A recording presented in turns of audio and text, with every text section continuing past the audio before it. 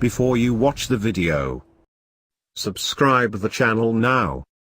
Yes, right now.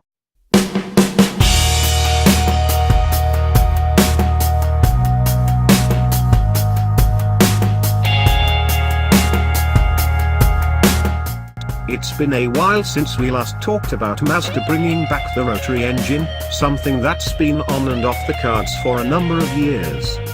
The RX Vision concept that was revealed in 2015 made everyone cry, just build it already, but Hiroshima has remained coy about it.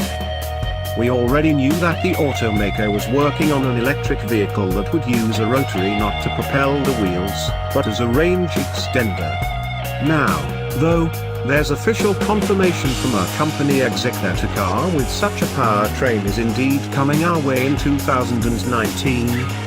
Martin ten Brink, Mazda Motor Europe's Vice President of Sales and Customer Service, told Rotary that the long-awaited return of the rotary engine will indeed happen next year, though it might not be in the way its fans would expect. The new F that will debut next year will, according to the Japanese automaker's exec, be built on its new modular small car platform and will be close to the Mazda 3 in size. It will use a single rotor engine mounted horizontally instead of vertically, as it used to be until now, as a range extender, pretty much like the e-Palette concept that was unveiled by Toyota at this year's CES convention. In a rather unexpected twist, though, he added that it won't necessarily be powering a sports car. In fact, Mazda may pull a Mitsubishi Eclipse stunt and use this powertrain on a crossover.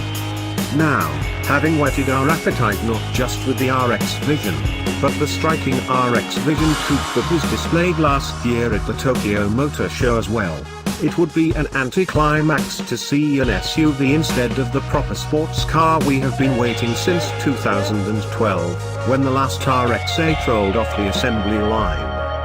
On the other hand, maybe ten Brink is sandbagging, trying to keep the exact identity of Mazda's first ever EPA secret.